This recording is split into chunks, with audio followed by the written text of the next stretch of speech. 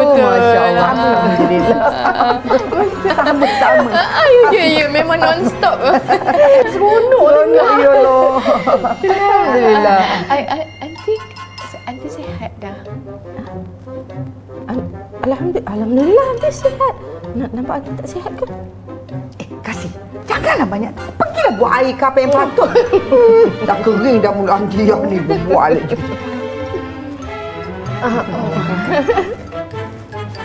Aunty nak air sejuk. Panas kan? Air sejuk. Apa-apa je. Air sejuk ke air panas, Ma? Tengah panas ni air sejuk pun boleh.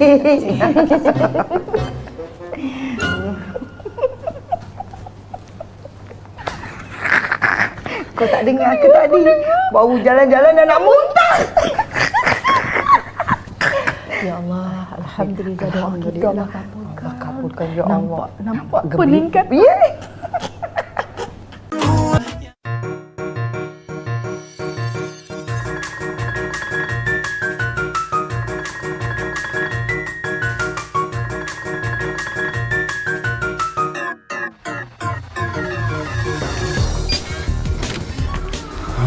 Thumb drive pula hilang. Itulah, inilah.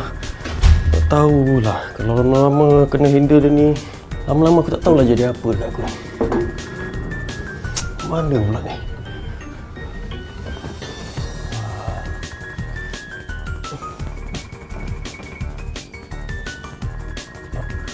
Alhamdulillah. Nasib baiklah jumpa.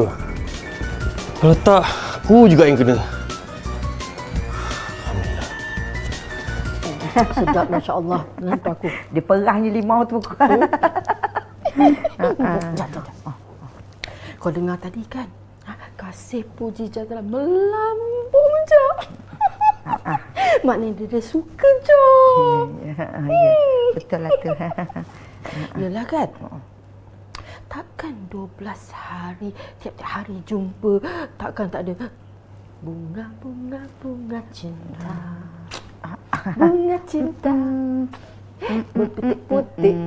Yang penting Kasih suka kat Jazlan. Dia nampak Jazlan jaga Kasih. Betul-betul kan? Kau rasa Mungkinlah, cuma mungkin Kasih tu dia macam tak nak cerita semua kat kita. Kan? Yalah, Masalah. Ini tu. Kita jangan orang putih kata overconfident. Ya. No. Betul. Kita kena pastikan diorang betul-betul menikah dulu. Kau setuju?